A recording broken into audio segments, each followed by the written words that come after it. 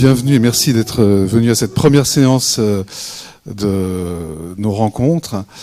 Je ne sais pas si vous serez là pendant les 3 jours, mais c'est la première étape, il y en a 3, concernant les interventions à proprement parler de scientifiques sur le thème qui nous occupe, c'est-à-dire sur le climat. Donc ce matin, Alain Mazot, qui est chercheur émérite, qui est quelqu'un qui a longtemps travaillé dans le laboratoire des sciences du climat et de l'environnement. Alain, ah oui, tout est marqué, donc vous pouvez le lire. Et on se connaît depuis, on a fait notre DEA ensemble, voilà, une assez vieille complicité qui s'est renouvelée pour cette occasion. Donc, Alain lui fait un état des lieux. Enfin, je crois que c'est ça que tu vas faire, hein, je pense. Cet après-midi, vous aurez, si vous le voulez, Florence Abetz, qui est la patronne du laboratoire d'hydro de l'École normale supérieure, donc elle va s'occuper de l'eau. Enfin, elle va vous parler de l'eau. Et demain, Hervé Le Treut, qui est un ancien du GIEC, viendra vous parler du climat en Aquitaine et du climat en général. Et éventuellement, je demanderai à Florence d'intervenir aussi, parce que c'est quand même une très très bonne spécialiste de l'eau et de toutes les questions qui vont avec. Donc, Alain, toi, tu as fait des campagnes, tu expliqueras tout ça, tu es allé... tu es embarqué aussi sur des bateaux, tu es donc un scientifique de terrain, comme on l'a vu pour ceux qui étaient là, au cinéphilo d'Olivier Bouriol hier. C'est à peu près le même tabac, mais avec quelques années de plus, mais pas beaucoup plus. Alain, je te cède la parole. Alors attends, je ne sais pas s'il faut appuyer sur un bouton. Je viens d'apprendre. Peut-être là. Sinon Il marche. Et également, si vous avez des questions à un moment, s'il y a un truc qui ne vous paraît pas clair, on n'est pas très nombreux, on peut se permettre d'interrompre. Voilà, de prolonger. S'il y a quelque chose qui vous taraude. Mais on discutera aussi un petit peu après, mais s'il y a quelque chose. Alors, écoute, merci de m'avoir invité. Merci pour l'organisation. Merci à tous qui ont participé à l'organisation. Merci d'être là, parce que vous êtes quand même une composante importante de l'affaire. Et donc, effectivement, je travaille encore au laboratoire comme émérite, comme on dit, c'est-à-dire chercheur bénévole. Notre laboratoire, c'est le laboratoire des sciences du climat et de l'environnement. Il est situé à Gif-sur-Yvette, en région parisienne, et il dépend de plusieurs organismes, le CEA, un commissariat à l'énergie atomique, le CNRS, Centre national de la recherche scientifique, et l'université de Versailles-Saint-Quentin. Donc voilà, c'est la mode multitutelle. On est un assez gros laboratoire, puisque en comptant tout le monde, chercheurs, administratifs, thésards, postdocs, on est à plus de 330 personnes, et on appartient à une fédération qui s'appelle Institut Pierre-Simon Laplace, qui regroupe les labos un peu dans notre genre, et on est plus de 1000 personnes dans ce cas. Tout ça pour dire que si on n'est pas encore une très grosse communauté par rapport, par exemple, aux communautés de recherche médicale et tout ça, on n'est pas non plus rien du tout. Hein. Donc, ce que je vais vous faire, donc j'intitule comme ça le climat à tous les temps, passé, présent, futur, parce que je vais essayer de vous faire, en 3 quarts d'heure, ça va être des généralités, un petit balayage de ce qui se passe actuellement, le réchauffement climatique, l'augmentation des gaz à effet de serre dans l'atmosphère. Hein. Je vous dirai un petit mot, parce que c'était mon activité de recherche, des climats du passé il y a 20 000 ans, par exemple, et même avant. Vous avez tous entendu parler des forages dans les carottes de glace. Je vous parlerai un petit peu de ce qu'on obtient à partir des sédiments océaniques, des forages effectués en mer. Hein. Et futur, c'est ce qui nous attend dans le futur. En fonction de différents scénarios, là j'anticipe un peu, ça dépend surtout de nous pour savoir si on sera sur un scénario modéré avec une adaptation relativement facile entre guillemets, ou un scénario médian, ou un scénario où on laisse courir et où ce sera beaucoup plus difficile. Hein. Donc pour le futur, les incertitudes sont sociétales. Alors donc, il faut que je m'habitue au petit matériel. En général, je commence ce genre d'exposé, donc ça va être des notions, vous en avez entendu parler, le but, voilà, c'est de les préciser un petit peu, voilà, parce qu'on entend beaucoup dans les médias, là il y a la COP27, tout ça, mais voilà, donc je vais essayer. Alors la première différence qui me paraît importante, c'est la différence entre météo et climat. Météo, c'est le court terme, c'est au jour de jour.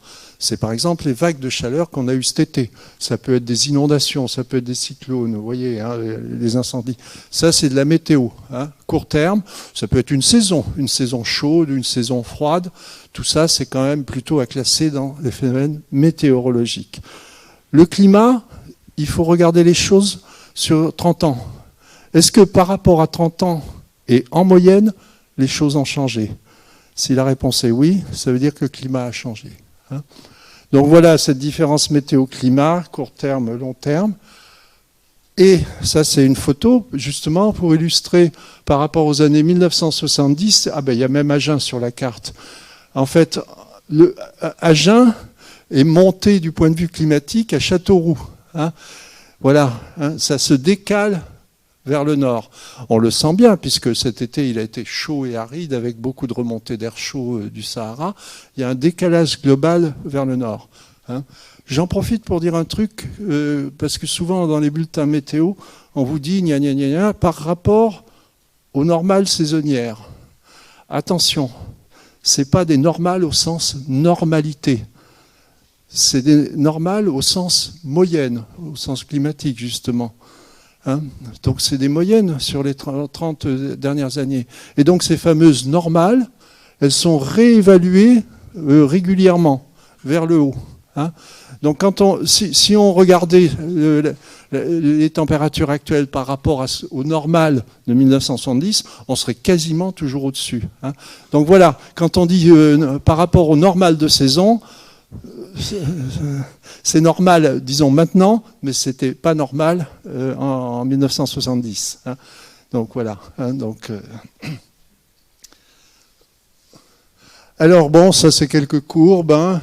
Donc voilà, ça c'est bon, c'est le mois d'octobre le plus chaud. Ben ça, oui, hein, en Europe. L'été a été le plus chaud après 2003. C'est ce qu'on voit sur cette figure.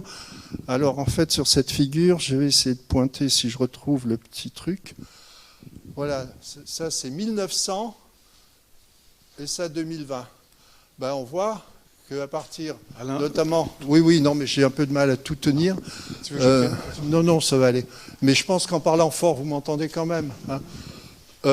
À partir des années 1980, on voit cette tendance qui est quand même bien marquée, avec des fluctuations, parce que le système climatique, c'est un système compliqué, hein, mais en tendance, on voit que les étés deviennent de plus en plus chauds, et le seuil de 1,5 degré, qui est pour la température globale de la planète, qui était l'objectif de la COP21, il y a quelques années, eh bien, au lieu d'être franchi comme on aurait voulu que ce soit le cas en 2100, ce sera franchi dans 2030-2040. Hein.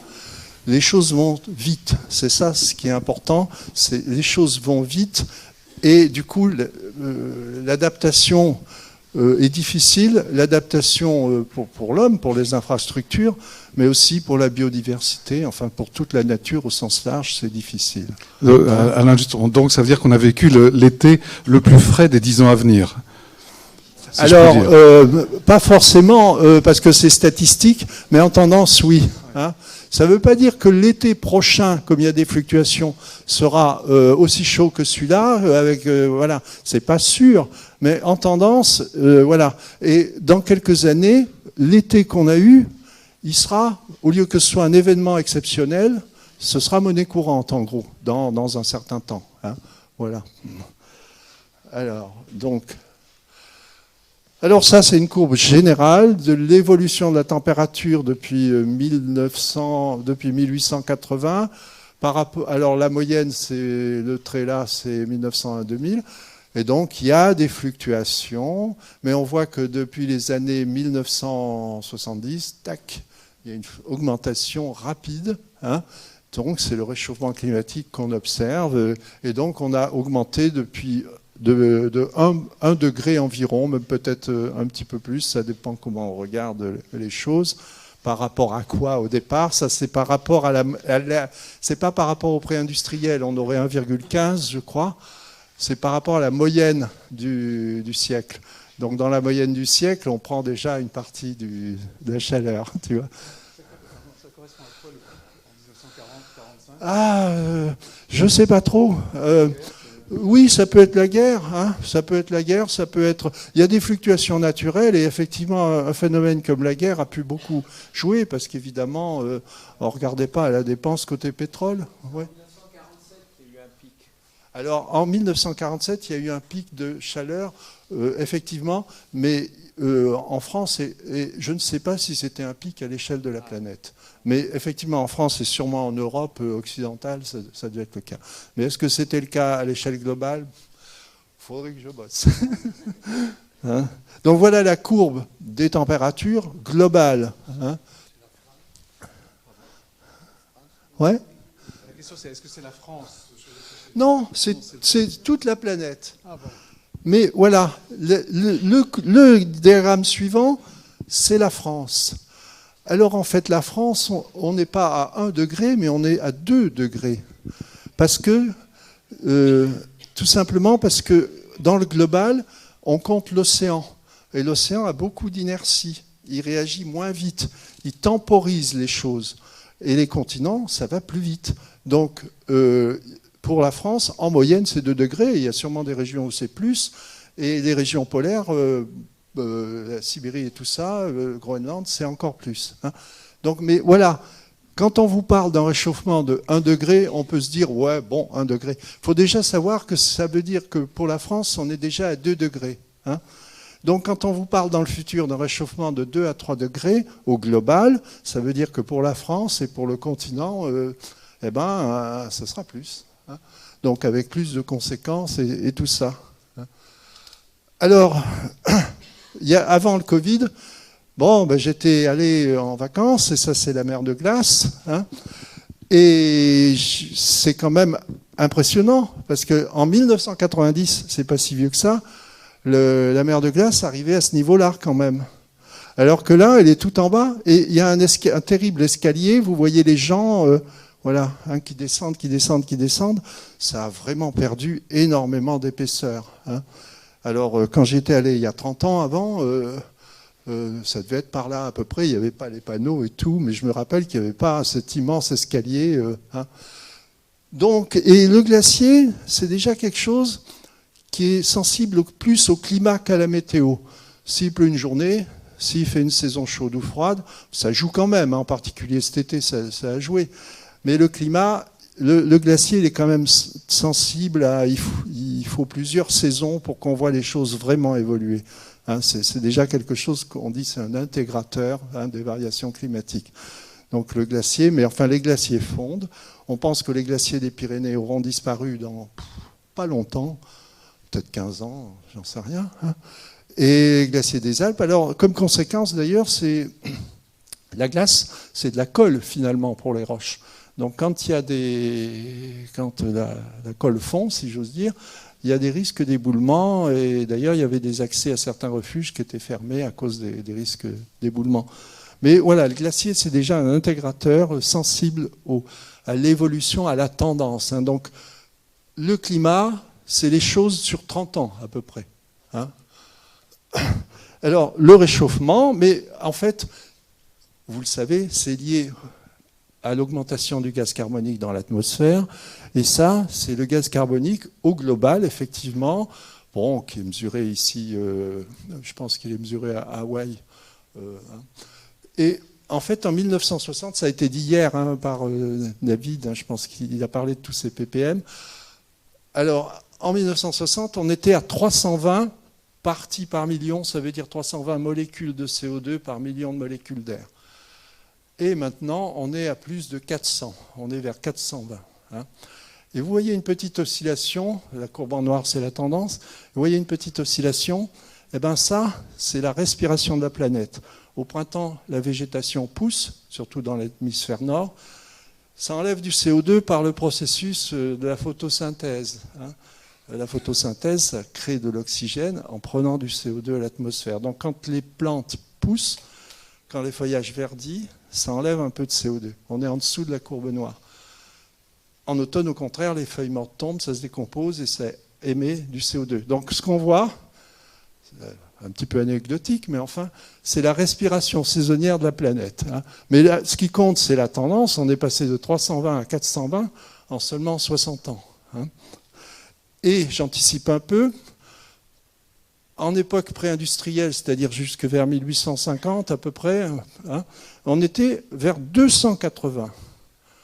Donc pour aller de 280 à 420, il faut rajouter 50% à peu près, il me semble. Hein. Et on était à 280 depuis 10 000 ans.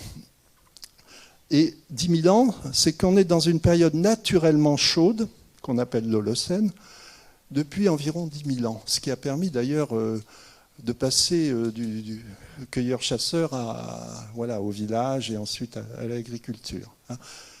Et de manière naturelle, on est dans une période naturellement chaude depuis 10 000 ans. Et ce qu'on fait, c'est qu'on réchauffe vite par rapport à cette période naturellement chaude.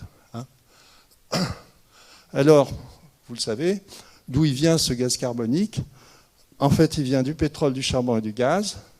On va le chercher dans les sous-sols, c'est ça qui est important. Donc il n'était pas dans le circuit, le pétrole, le charbon et le gaz, le circuit de l'atmosphère, de la végétation. On le sort, on le brûle, et ça émet du gaz carbonique supplémentaire. Et il y a une partie qui s'accumule année après année dans l'atmosphère. Donc c'est bien les combustibles fossiles qui causent problème. Hein. La respiration, au fond, vous rejetez du CO2, mais en fait, il provient des aliments que vous avez mangés, et les aliments, que ce soit les végétaux ou aussi les animaux, si on regarde toute la chaîne, ça avait pris du CO2 il y a quelques années à l'atmosphère. Hein, si vous mangez des végétaux, les végétaux, quand ils ont grandi, ils ont pris du gaz carbonique à l'atmosphère. On mange, on le rejette, mais c'est un cycle vraiment court. Hein. Donc, alors que le pétrole, le charbon et le gaz, c'est enfoui depuis des millions ou des centaines de millions d'années. Donc c'est vraiment hors circuit par rapport à nous, en quelque sorte. Hein. Donc on va le chercher dans le sous-sol, on le brûle, on en rajoute. Hein. D'abord le charbon, la révolution industrielle, ensuite le pétrole et le gaz. Alors l'effet de serre, on en parle beaucoup. Je me rappelle même d'une émission d'Apostrophe, on n'a pas vu hier cet extrait, mais il y avait Bernard Pivot qui disait « Ah, monsieur Michel Serres, votre effet... » C'était plutôt rigolo. Hein. Alors, en fait, l'effet de serre, de façon simple, vous avez la lumière du soleil qui traverse l'atmosphère. Hein. La lumière dans le rayonnement visible, comme on dit. Les nuages jouent un rôle. Ils empêchent un petit peu la lumière de rentrer, ils retiennent un petit peu la chaleur de ressortir. Ça joue un rôle, mais le principe de base, c'est vous avez la lumière du soleil qui arrive, et au contact de la matière, c'est transformé en énergie thermique, en chaleur, si vous voulez, et cette chaleur veut repartir sous forme d'infrarouge. Hein, la conversion d'énergie thermique, en plein été, si vous mettez votre main sur une pierre sombre, elle est brûlante. C'est bien l'énergie lumineuse qui a été convertie en énergie thermique. Cette énergie thermique veut repartir. Et c'est là qu'interviennent les gaz à effet de serre. Ils entravent le départ vers l'espace de ces infrarouges, de cette énergie thermique. Plus il y a de gaz à effet de serre dans l'atmosphère, plus c'est entravé. Donc c'est un peu comme une couverture invisible qui empêche la chaleur de repartir et on est sous la couverture. Alors notez bien que s'il n'y avait pas du tout de gaz à effet de serre dans l'atmosphère, parce que il ferait moins 18 et ça irait pas non plus. J'en profite pour dire que les gaz à effet de serre, on parle beaucoup du gaz carbonique, parce que l'activité humaine rajoute du gaz carbonique. Il y a le méthane et il y a la vapeur d'eau. Hein. Et la vapeur d'eau, d'ailleurs, c'est le gaz à effet de serre prépondérant, si on regarde les choses.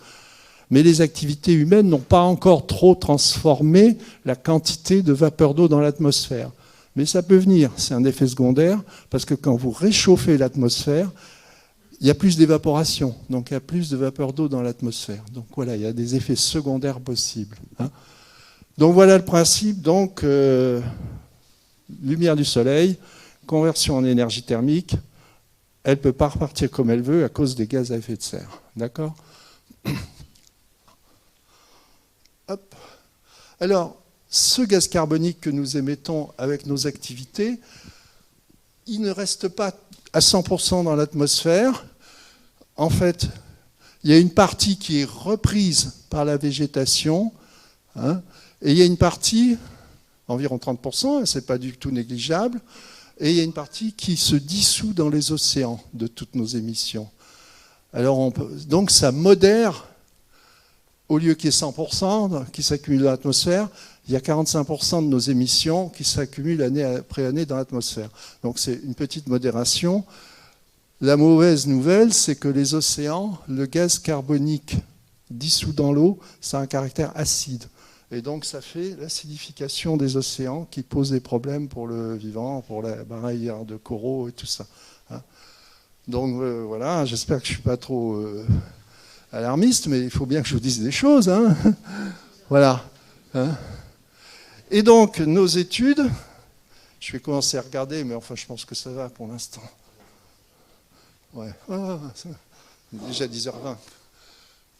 Nos études au laboratoire, c'est observer ce qui se passe actuellement avec des réseaux de mesure du gaz carbonique en Europe et même dans le monde.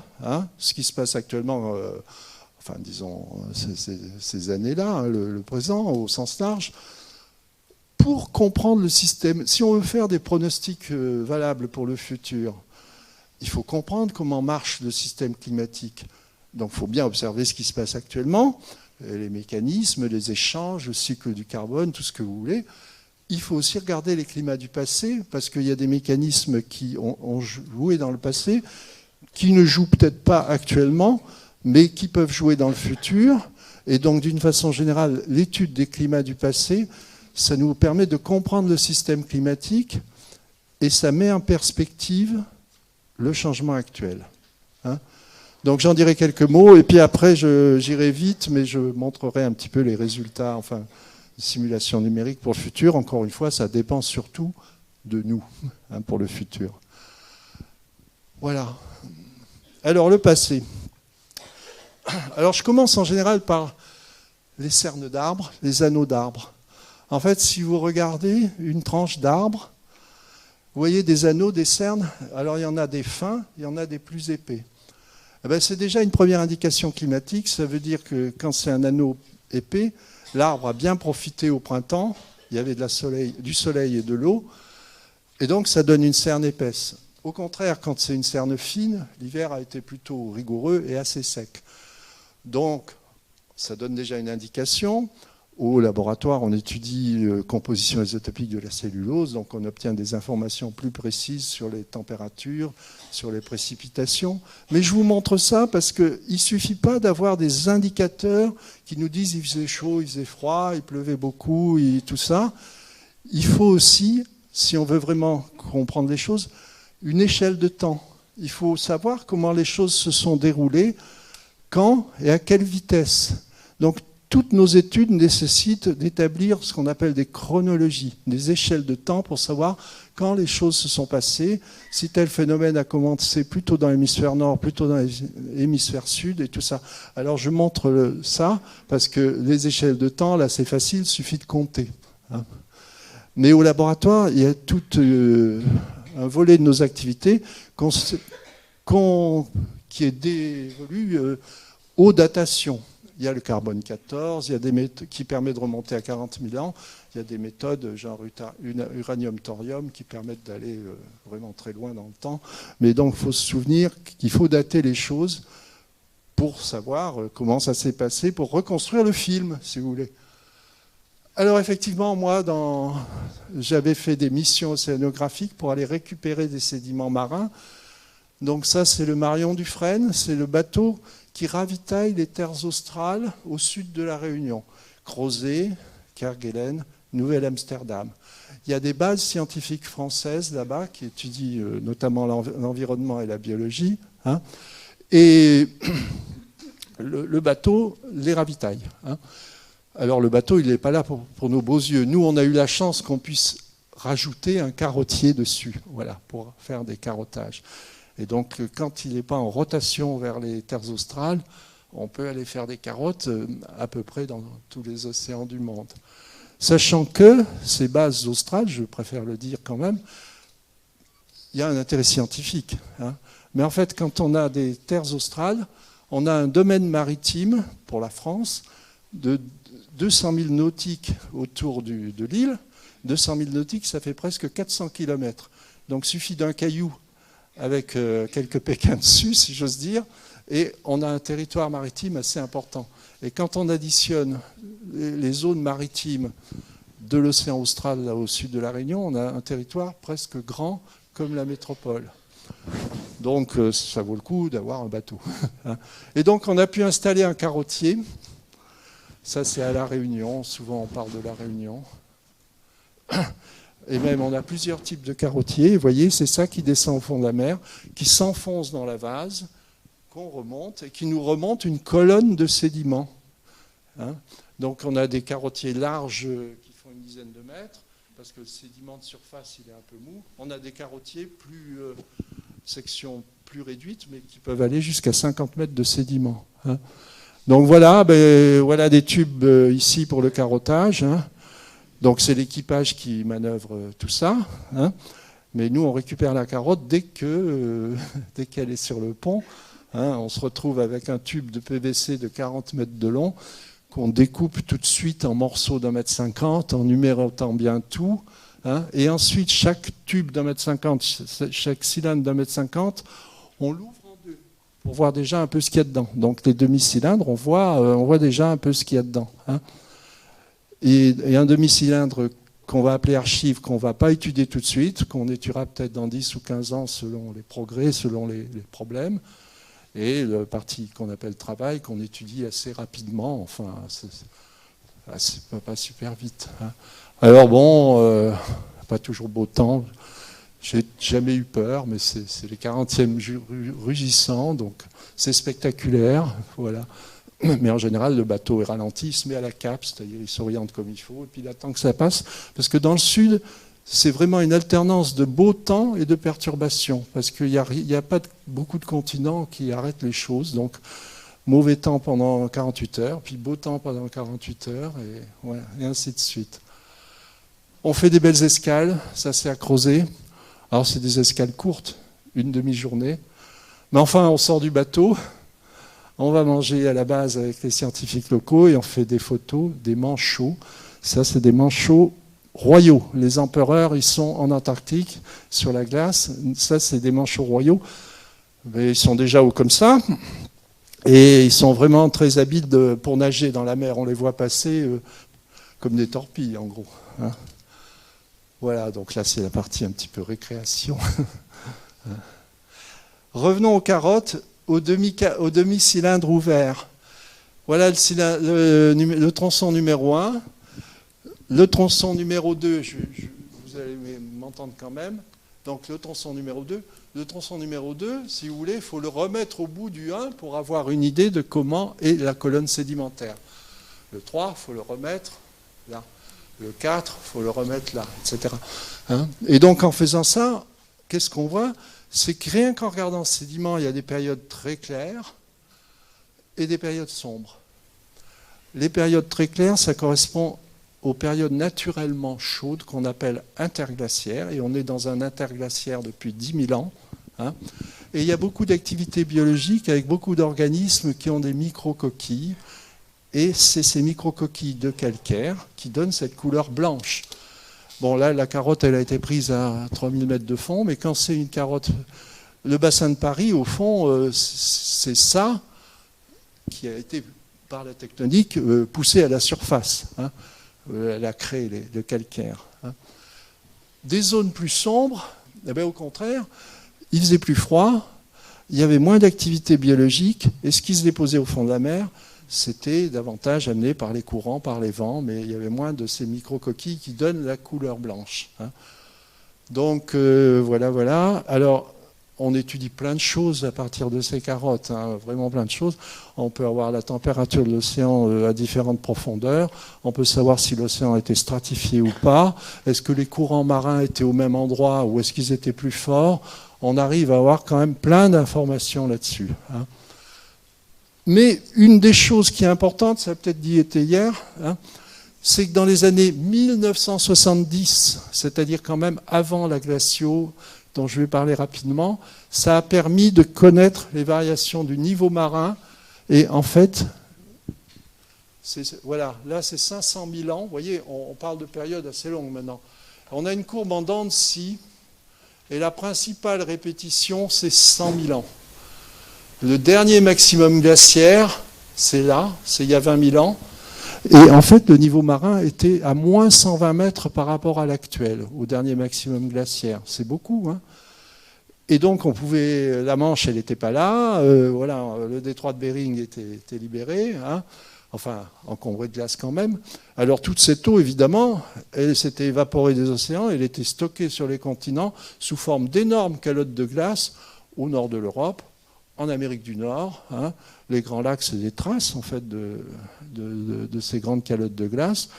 Il y avait 1 kilomètre de glace sur l'Écosse. Hein. Voilà. Donc ça, c'est les variations naturelles qui sont dues à des petites variations de l'orbite terrestre autour du Soleil. Tantôt, on est un peu plus loin, tantôt, on est un peu plus près. Et ces petites variations de l'orbite terrestre, elles sont dues elles-mêmes aux autres planètes, à la présence de Jupiter, de Mars. Voilà, les planètes se voient un peu avec l'attraction universelle. Et donc, des fois, on est un peu plus près du Soleil, c'est un interglaciaire. Des fois, on est un peu plus loin du Soleil, c'est une période glaciaire. Donc, c'est les variations naturelles. Hein. Mais, en fait, c'est des petites variations, ces variations de l'orbite terrestre. Et les conséquences sont quand même assez importantes, 120 mètres de niveau marin. Une des leçons, c'est petite cause, grands effets. Et ça peut jouer pour le futur, ce genre de leçon. Alors, les glaces, je vais aller assez vite, hein, je ne veux pas non plus trop déborder. Vous en avez, je pense, davantage entendu parler. Donc, il y a les forages glaciologiques, vous connaissez peut-être, parce qu'on le voit assez souvent à la télé, Jean Jouzel. Bon, il y en a quelques autres. Hein. Et Claude Lorius, qui était en quelque sorte le prédécesseur de Jean Jouzel, il a 90 ans à peu près maintenant. Et en fait, ils ont fait des forages en Antarctique et au Groenland. Et l'idée, qui est d'ailleurs celle de Claude Lorius, c'est qu'on peut retrouver l'atmosphère du passé dans la colonne de glace. Parce qu'au début, il neige là-bas aussi. Il neige. Alors tant que c'est de la neige qui est déposée, l'air peut circuler entre les flocons. Hein. Mais ça s'accumule. C'est comme si vous tassiez plus fort, comme je peux le faire à la main, hein, la neige, ça la transforme en glace et les petites bulles d'air sont emprisonnées et comprimées là-dedans.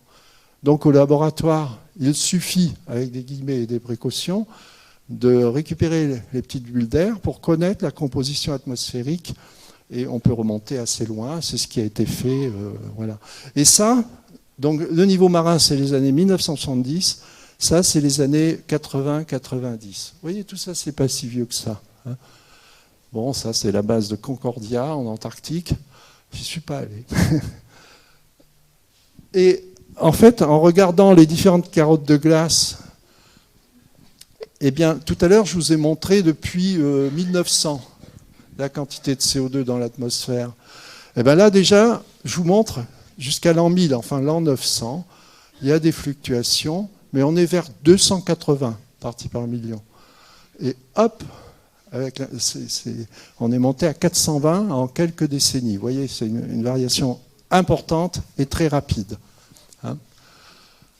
Alors, celle-là, les carottes de glace permettent de remonter jusqu'à quasiment 1 million d'années. Et peut-être plus, on espère. Hein. Alors là, je mets la courbe sur la même échelle de temps que le niveau marin de tout à l'heure. Et c'est-à-dire que là, vous avez 400 000 ans, 300 000 ans, 200 000 ans, 100 000 ans. Voilà. Et en fait, on retrouve la même dent de scie pendant les périodes chaudes, sédimentaires, interglaciaires. Eh bien, on est vers ce qu'on a 280, justement. Hein. Dans les périodes froides, on est seulement à 180. 180 parce que l'océan, ça se dissout mieux, le gaz carbonique se dissout mieux dans l'océan quand il est plus froid, un peu plus froid, et en plus il est stratifié, donc ça peut être stocké au fond de l'océan. Mais on retrouve cette variation en dents de scie associée aux variations de l'orbite terrestre. Hein. Donc voilà, donc ça veut dire que naturellement, il y a pas mal de variations, mais voyez les échelles de temps. Là, je vous ai parlé de 400 000 ans. Et nous, ce qu'on fait, c'est sur quelques dizaines d'années. Et nous, on est passé en quelques dizaines d'années, donc 20 000 ans, on était vers dernier maximum glaciaire, on était vers 180. Déglaciation, et depuis environ 10 000 ans, on est à 280. En fait, 10 000 ans, c'est vraiment tout à fait à gauche de la courbe. En quelques dizaines d'années, on est passé de 280 à 420. L'ajout des activités humaines par rapport à la variation naturelle, eh ben, c'est pas peanuts, c'est beaucoup. On a rajouté en quelques dizaines d'années 50% de CO2 dans l'atmosphère. Donc voilà, voilà la mise en perspective qu'apportent des études paléo, comme on dit. Donc voilà, voilà. Donc retenez bien cette courbe, si vous pouvez, s'il n'y en a qu'une à... Alors après, je vais quand même passer assez vite pour qu'il y ait un peu de temps pour la discussion. Oh, ça va. Ça m'arrive d'être plus mauvais que ça, au point de vue timing. Alors, ça, il faudrait que je la rénove. C'est une figure déjà un peu ancienne, vous voyez, elle s'arrête en 2010. Mais c'est l'augmentation du CO2 dans l'atmosphère. Soit dit en passant, en 2010, on n'était que vers 375. En 2020, donc 2010-2020, on est à 400, voilà, 415, 420. C'est la même que tout à l'heure, avec les petites oscillations liées à la saison, hein, la respiration de la planète. Le CO2 dissous dans l'eau, ah, ça a eu marché, vous le voyez, ah voilà. Il suit, plus il y en a dans l'atmosphère, plus il y en a qui se dissout dans l'eau. Il suit avec des fluctuations. Et l'acidité, alors rappelez-vous des cours de seconde, disons, il y a une chose qui s'appelle le pH, et plus le pH est bas, plus c'est acide. Eh ben, le pH diminue, ça veut dire que l'acidité de l'eau de mer augmente. Hein. Et c'est vraiment l'autre problème dont on parle, mais un petit peu moins, et qui est quand même important pour les aspects biologie et tout ça. Ça empêche, puisque ça dissout le calcaire, bon, pas que, disons que ça entrave la croissance des coquilles, voilà, des coquilles de certains micro-organismes, foraminifères et tout ça. Voilà, donc il y a d'autres phénomènes, c'est la tendance de la banquise. Alors la banquise dans l'hémisphère nord, en fin d'été, c'est sa surface minimale. Après, elle repousse. Hein, donc elle fait comme ça en fonction des saisons, la banquise de l'hémisphère nord. Et fin septembre, je n'ai pas regardé pour cette année, mais c'est sûrement une année où... Donc ça fluctue, mais il y a une tendance quand même à la décroissance de la surface de la banquise en fin d'été, en fin de saison. Vous voyez, je ne sais pas le zéro, à quelle référence exactement a été prise, hein, mais en tout cas, on voit bien là, que c'est vraiment une descente, et peut-être qu'en 2040, il y aura un moment, en fin d'été, où il n'y aura plus de banquise. Et ça, c'est quelque chose qui n'est pas une bonne nouvelle pour la biologie, et aussi pour le climat, parce que la glace, c'est un miroir. Ça renvoie l'énergie solaire vers l'extérieur. Si vous supprimez le miroir, ça absorbe davantage et ça réchauffe plus. Hein. Et c'est une des raisons pour lesquelles c'est ce jeu avec le miroir qui grandit et qui rapetisse, qui a amplifié pour les grands cycles climatiques glaciaires, interglaciaires, qui a amplifié les petites variations d'ensoleillement liées aux variations d'orbite pour en faire de grands changements climatiques que je vous ai montrés. Donc il y a des phénomènes d'amplification, en particulier le miroir. Ce n'est pas le seul, mais il y a ça. Alors, quelques mots maintenant, un petit peu. Hein. Ça, c'est l'énergie totale consommée à l'échelle de la planète, 1820, 2000. Les choses sont empilées les unes sur les autres. Donc on voit qu'on consomme beaucoup plus d'énergie maintenant en 2020 que ne serait-ce qu'en 1920. Hein. Alors en fait, biofuel, c'est nos parents, nos arrière-grands-parents, c'est le bois, voilà, hein, c'est vraiment... d'ailleurs, hein. Coal, c'est le charbon qui a démarré avec la révolution industrielle en Angleterre. J'ai l'impression que plus ça avance, moins ce truc marche. Hein, donc en rouge. En rouge, c'est le charbon.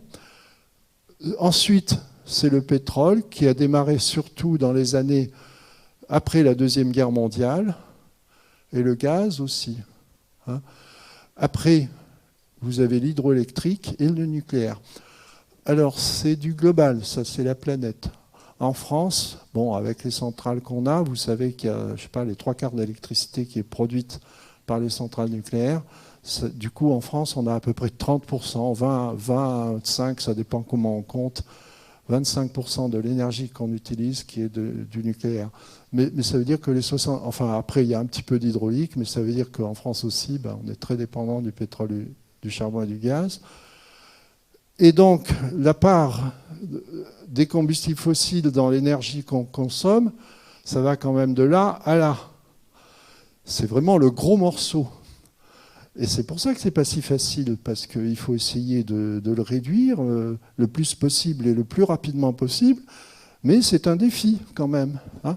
Mais c'est un défi, bon, surmontable en partie. Mais voilà, parce que si ça avait été, je veux dire, c'est pas de la recherche médicale. Bon, alors je connais pas bien la recherche médicale, mais quand elle marche, ils donnent un comprimé, avalent le comprimé, ça ira mieux. Nous, c'est pas ça. Hein. Voilà, donc, encore quelques notions. C'est les émissions de gaz carbonique par habitant et par an. Chaque habitant par an. Parce qu'on dit, ouais, la Chine, elle émet beaucoup, mais ils sont nombreux. Ce qui compte, ce qu'il faut voir, c'est par habitant et par an. Alors, bon, l'Arabie Saoudite, ben, ils ne sont pas nombreux, mais enfin, ok, bravo. L'Australie, c'est quand même pas brillant. Hein. Grand pays, grosse bagnole. Bon, il faut se déplacer, c'est des pays avec de la surface, mais c'est quand même pas brillant. Ils ont eu des incendies quand même vraiment méchants, mais ils ont du mal à admettre que c'est lié au changement climatique et qu'ils devraient eux aussi changer un petit peu leurs habitudes. Canada aussi, c'est pas brillant, 15. Hein. Voilà. Ensuite, on descend. États-Unis, où est-ce qu'ils sont? 15, voilà. Alors, ensuite, on descend. Nous, grâce au nucléaire, il faut bien le dire, on a nettement moins. On est un peu en dessous de 5 pour les émissions sur notre territoire. Et la Chine est à 8 à peu près par habitant et par an.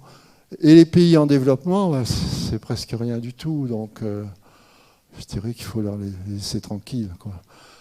Alors, le monde, c'est en moyenne à peu près 5 tonnes par habitant et par an de CO2. Si on voudrait être à l'équilibre, il faudrait que ce soit 1,5 tonne seulement. Donc, globalement, à l'échelle de la planète, on émet 3 fois trop. Alors, la France a plutôt un bon bilan, cocorico, mais attention, ça dépend ce qu'on regarde. Si on regarde les émissions sur notre territoire, c'est pas mauvais. Si on regarde les émissions associées à notre consommation, c'est-à-dire qu'on tient compte des importations, comme on fait, je résume, tout faire en Chine, hein, si on tient compte, on est un pays importateur, donc il y a pas mal des choses qui sont faites ailleurs, et si on regarde l'empreinte carbone, c'est-à-dire liée à notre consommation, eh ben, les choses se gâtent. Les choses vont un peu mieux pour la Chine d'ailleurs, et les choses se gâtent pour nous. Donc quand on vous parle de ces émissions par habitant, voilà, par habitant et par an, il faut bien voir de quoi on parle. Est-ce qu'on parle juste des émissions locales ou est-ce qu'on parle de l'empreinte carbone liée à notre consommation et qui tient compte des importations, c'est-à-dire qui réattribue aux pays consommateurs ce qu'ils ont fait fabriquer dans les pays lointains, etc. Donc ça, c'est assez important. Hein. Donc c'est un peu moins cocorico. Quelques mots sur le futur, simulation. Alors, le système climatique est un système compliqué. Et en fait, c'est des modèles qui sont assez voisins des modèles météo. D'ailleurs, en France, les deux gros modèles du climat, c'est le modèle de l'IPSL, l'institut dont j'ai parlé au début, et le modèle de Météo France. Hein, c'est bien que... Mais même si c'est cousin, on ne va pas demander à un modèle du climat de nous dire le temps qu'il fera le 24 juin 2053. Évidemment, c'est strictement impossible.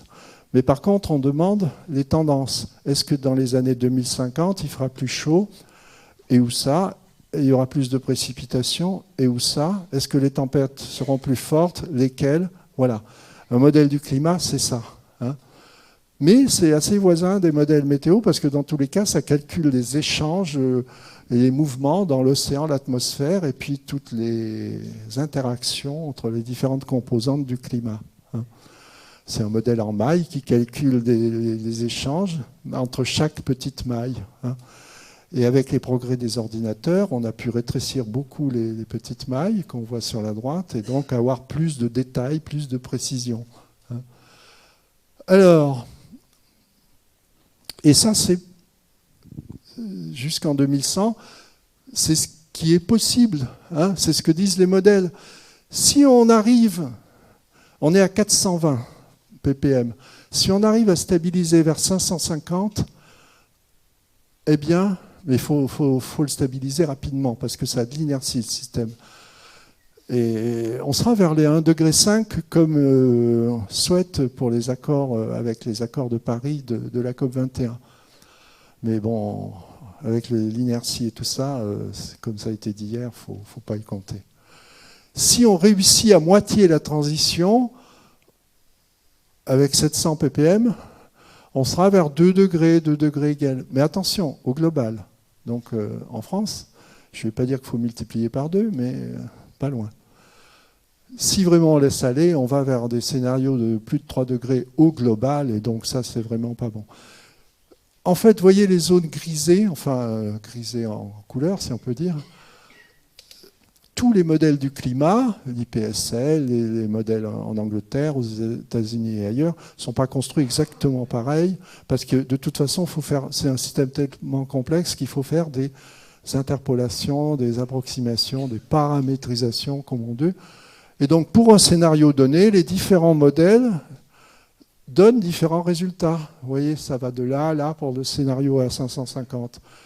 Pour le scénario à 700, ça va de là à là. Hein. Donc, ça, par exemple, c'est l'incertitude scientifique. On ne sait pas tout, loin de là. Hein. Mais la vraie incertitude, c'est sur quel scénario on va être. Voilà. Hein. C'est ce qu'on va être sur le 550 ou sur le 700 ou pire. Et donc, en fait, l'incertitude sociétale, c'est l'incertitude principale.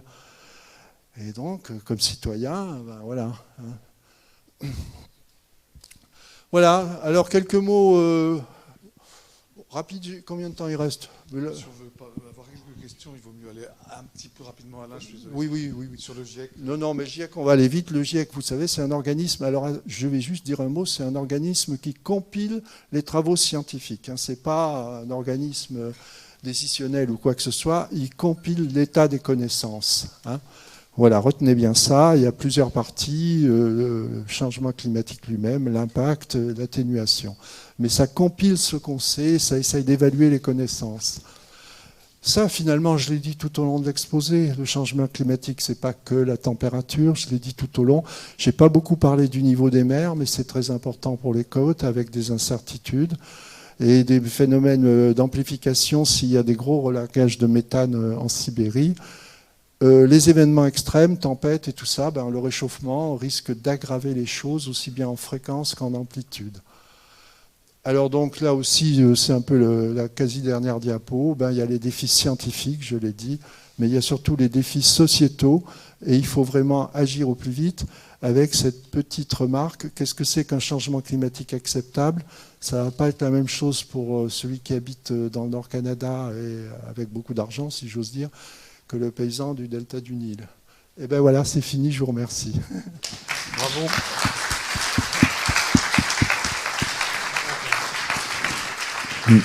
Ben merci beaucoup Alain pour cette conférence. C'est pas comme si on avait le choix de toute façon, donc on est parti pour ces modèles. Est-ce que vous avez des questions et qui veut prendre la parole? Oui, des questions, des commentaires. Excusez-moi, je vais peut-être être contrarien, mais enfin, c'est un raisonnement qui existe en mathématiques. Si nous étions dans la situation inverse, du refroidissement, on n'aurait pas pu venir, il y aurait du verglas peut-être. Ah oui, oui, oui. Mais si vous Et, voulez... et une deuxième, allez. Ouais, ouais. Mais... Et une autre chose, le CO2, il est obligé d'augmenter. En 1950, nous étions 2,5 milliards. Et aujourd'hui, presque 8. Oui, oui, et l'être humain, nous expirons. Ah non, non, la respiration... Alors, bon, il y a plusieurs questions. La première question, c'était quoi? C'était... Alors, effectivement, il vaut mieux vivre en interglaciaire qu'à l'époque du maximum glaciaire avec les grosses calottes de glace et tout ça. En fait, si vous vous rappelez la courbe en dents de scie, hein, si on regarde bien les choses, avant l'ère industrielle, on est en très légère décroissance, très lente.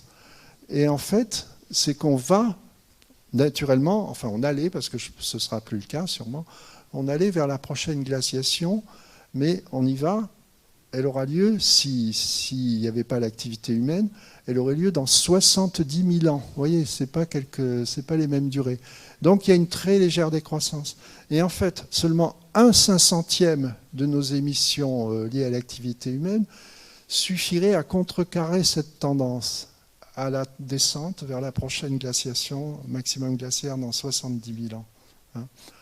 Seulement 1/500e de nos émissions. Ça veut dire que l'immense majorité, ça fait un réchauffement supplémentaire qu'on voit sur les courbes et sur les mesures et tout ça. Donc voilà, hein, c'est vrai.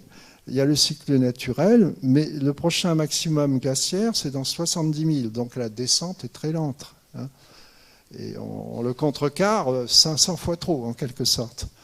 Alors l'autre question, oui, bien sûr, 8 milliards au lieu de 2, c'est vrai. Mais c'est vrai plutôt pour les activités industrielles, le chauffage et tout ça.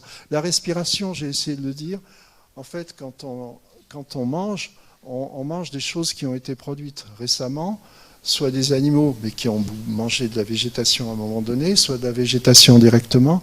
Et la végétation, quand elle a grandi, elle a pris du CO2 dans l'atmosphère. Donc, en fait, c'est cycle court. On relâche ce qui a été pris il y a quelques années ou quelques dizaines d'années. Et si.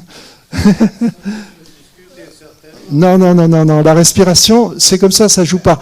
Mais 8 milliards, oui, c'est un problème. Enfin, un problème.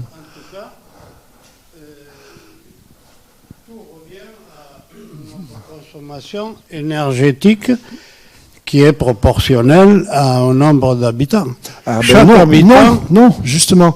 On pourrait dire ça, mais c'est pas vrai. Regardez la consommation énergétique d'un Américain et d'un gars qui vit dans le delta du Nil. Ça n'a rien à voir.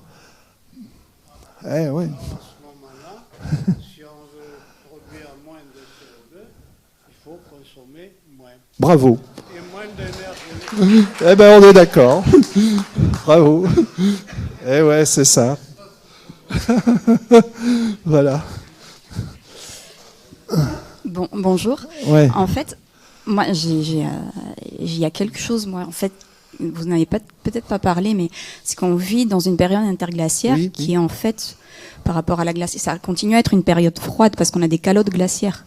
Ah oui, elles ne sont pas disparues totalement, mais quand on est en interglaciaire... C'est assez exceptionnel, en fait, d'avoir des calottes glaciaires sur les temps géologiques. Dans les interglaciaires, il y a des calottes glaciaires.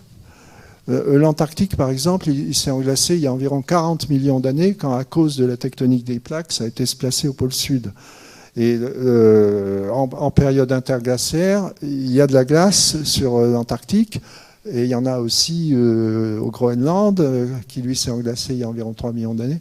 Hein. Donc non, simplement, en période glaciaire, il y en a plus, en particulier dans l'Amérique du Nord, sur l'actuel Canada, et sur le nord de l'Europe. Hein. Mais dans les interglaciaires, il y a toujours eu, enfin sauf si on remonte au Crétacé, il y a toujours eu des calottes de glace hein, sur les derniers millions d'années, elles étaient toujours là, et ça c'est lié en particulier à la position des continents. Hein. Bon. D'accord. Mais en fait, notre gros souci là, ça va être la fonte de ces Alors, calottes, justement, parce qu'on habite tous sur les côtes, hein, et les oui, mousses, voilà. il y a les moussons aussi qui vont être touchés, oui, etc. bien sûr. Oui. On est dans une période chaude, naturellement chaude depuis 10 000 ans, on en rajoute, donc on rajoute de la fonte. Oui, c'est ça. Hein.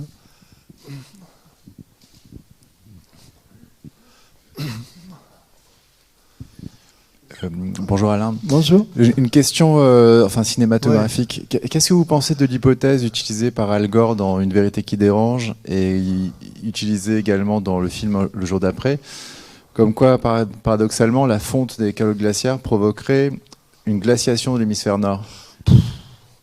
Ouais. Alors, Al Gore, il est quand même plus prudent que ça. Mais je sais qu'il y a le fameux film.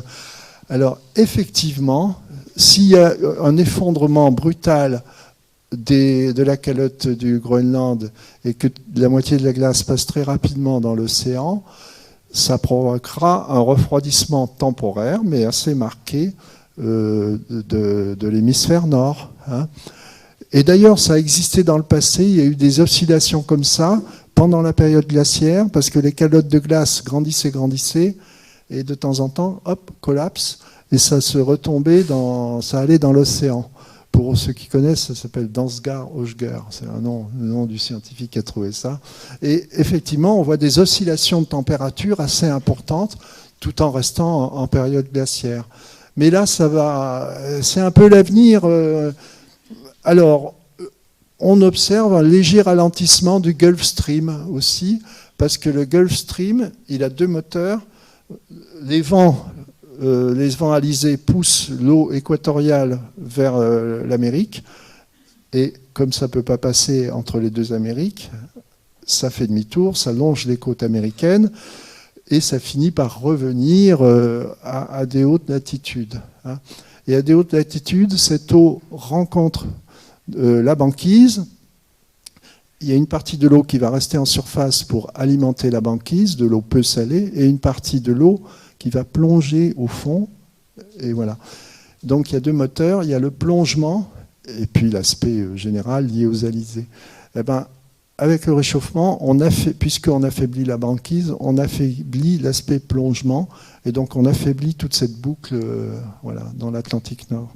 Donc ça veut dire qu'en Europe occidentale, on aura, lors du réchauffement, peut-être un réchauffement, on n'aura pas un refroidissement, mais un réchauffement peut-être plus modéré qu'ailleurs, plus modéré que la moyenne, à cause de ce ralentissement du Gulf Stream. Tout ça pour vous dire que c'est un système compliqué, hein, quand même. Mais voilà, je ne sais pas si j'ai vraiment répondu. Hein. Merci. Oui, bonjour. Ouais. Aujourd'hui, des industries très consommatrices d'énergie, qui utilisent encore le charbon et beaucoup le gaz, investissent dans des projets de biomasse, méthanisation, etc. Très bien. Est-ce que l'on sait, hormis le fait de devenir indépendant, et aujourd'hui indépendant du gaz, ça a beaucoup de sens, quel effet sur les émissions de CO2 ? Puisque c'est brûlé toujours. Oui. Mais bon, le méthane, il faut voir que c'est un gaz qui est de l'ordre de 30 fois plus efficace en termes d'effet de serre, donc il faut vraiment s'en méfier. Donc il faut vraiment maîtriser le méthane. Alors si on le brûle, on le transforme en CO2. C'est pas parfait, mais c'est mieux que du méthane. Hein. Et ce qu'on espère, mais bon, depuis le temps qu'on en parle, quand j'étais jeune chercheur, on en parlait déjà, c'est récupérer le CO2 au sortir des usines thermiques, de production d'électricité thermique, et de le réenvoyer dans des poches géologiques. Et ça coûte un argent fou, et ça fait 30 ans qu'on nous en parle. Hein. Mais voilà, quelle était un peu la question sinon ? Alors, est-ce que c'est mieux que ce qu'on fait aujourd'hui ? Oui, tout ce qui est... Alors, tout ce qui est non fossile, c'est mieux. Hein. Mais le méthane, c'est du fossile. Alors, donc, tout ce qui est non fossile, c'est mieux. Là, dans le train, je trouvais quand même qu'il n'y avait pas beaucoup de panneaux solaires sur les toits pour une région aussi ensoleillée. On a un retard vraiment important dans le renouvelable en France. Hein. Vraiment. Et c'est dommage. Mais bon... qu'est-ce que je voulais dire ? Il y avait encore un truc à dire, mais voilà, ça m'est sorti ça va te de la revenir. tête. Hein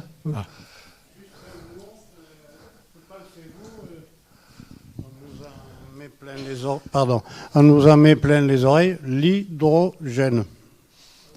Très bien, mais si l'hydrogène est produit par électrolyse à partir d'électricité, elle-même produite par du décarboné, c'est-à-dire soit du nucléaire, soit de l'éolien, soit du solaire. Si l'hydrogène est produit de manière décarbonée, oui. Mais actuellement, l'hydrogène est à 80% produit par cracking de pétrole et ça émet à peu près autant de CO2 que quand vous mettez de l'essence dans votre voiture. Les choses peuvent peut-être changer, mais pour l'instant, l'hydrogène, voilà. Bonjour, merci. Vous avez parlé du gaz carbonique qui était séquestré par le sol. Est-ce que vous pourriez nous expliquer le processus? C'est lié. L'arbre, quand il grandit, il capte, il fait sa croissance en captant du CO2, et il y a une partie de ce gaz carbonique qui vraiment s'accumule dans les sols par les racines et tout ça. Voilà, c'est simplement ça. Je ne suis pas spécialiste de ça, mais c'est ça le processus. Hein. Attendez, bon. Merci. Ouais. J'aurais voulu une confirmation glaciation, déglaciation successive. Ouais. Le stock d'eau douce, lui, il reste constant. À peu près. À peu près constant. Donc il ne faut pas s'illusionner, c'est pas parce que la glace fond qu'on aura plus d'eau douce. Alors peut-être, oui et non. Enfin, le stock d'eau douce global sera à peu près le même. Le stock d'eau douce disponible pour la population, ça c'est autre chose. Ah, oui. Parce que lorsque vous faites fondre les glaciers, par exemple en Himalaya, les glaciers c'est un régulateur. Vous avez la mousson, il pleut beaucoup, la neige ou la glace, ça stocke, et l'été ça relâche. Hein. Mais si par hasard vous avez quasiment plus de glaciers, eh ben, il y aura plus ce stockage qui alimente pendant la saison sèche. Hein. Et au contraire, il y aura encore davantage de ruissellement. C'était pas le Bangladesh, c'est le Pakistan. Si on regarde le Pakistan, c'est une sorte d'entonnoir finalement. Donc s'il y a beaucoup de précipitations et qu'elles ne sont pas stockées, par exemple par les glaciers, disons les inondations aggravées aussi par la hausse du niveau marin. Hein. Et vous aviez parlé du photovoltaïque. Ouais.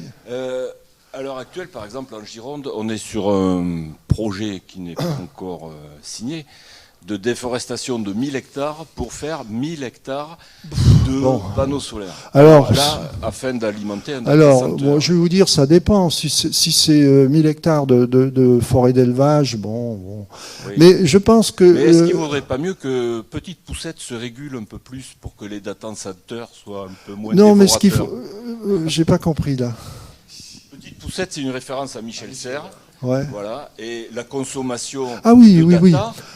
nous amène vers des oui. Et puis moi je crois aussi beaucoup à l'énergie d'appoint délocalisée.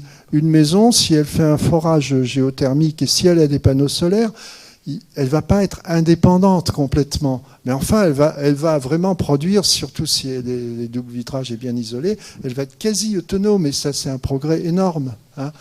Et encore une fois, je pense qu'on a beaucoup de retard. Beaucoup.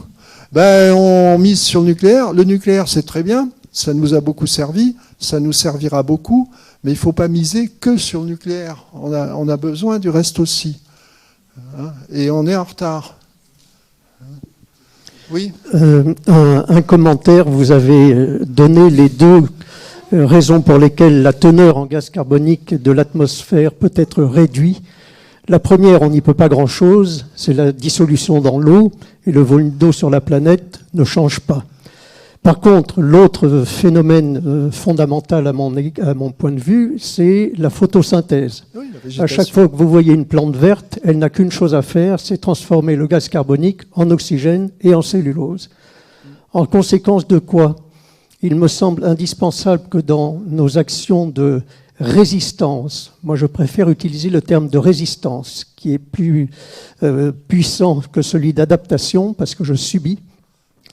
Il me semble un devoir absolu de notre génération de planter des arbres partout.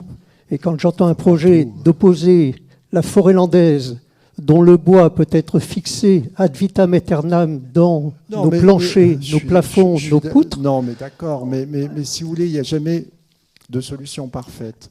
Non, mais il faut qu'on prenne les décisions les plus intelligentes possibles, qu'on montre que l'on comprenne. Il faut vraiment faire le bilan. Et puis d'autre part, je voudrais insister sur un élément clé au regard des arbres. J'entends beaucoup de nos maires se glorifier de planter un arbre quand naît un enfant. Certains spécialistes, ce que je ne suis pas, disent que le bilan carbone d'un Français moyen est à peu près absorbé par un arbre par jour, par Français. Alors bien sûr, on peut discuter parce que ça dépend du nombre, de la taille de l'arbre, etc., etc. Mais l'idée est là. Oui, non, mais de toute façon, globalement, le verdissement de la planète, c'est plutôt une bonne chose. D'ailleurs, il existe naturellement, comme il y a plus de CO2 dans l'atmosphère, par réaction, la nature fait que ça pousse davantage. C'est une loi de modération chimique, à la limite, ça pousse davantage, donc il y a un verdissement global de la planète. Mais si on peut l'accompagner, moi je pense que c'est une bonne chose. Mais ça ne fait pas tout, loin de là, loin de là. Hein.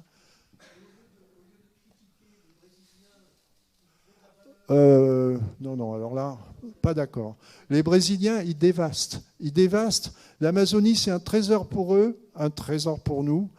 Et ils dévastent la biodiversité. Non, honnêtement, l'Amazonie, c'est une honte. Et ça prouve que des limites. C'est qu'un gouvernement peut faire ce qu'il veut dans son pays, alors que ça implique toute la planète. Et ça, il faudra réfléchir à la gouvernance. Et ça sera notre conclusion. On se verra après. Conclusion, merci Alain. C'est super.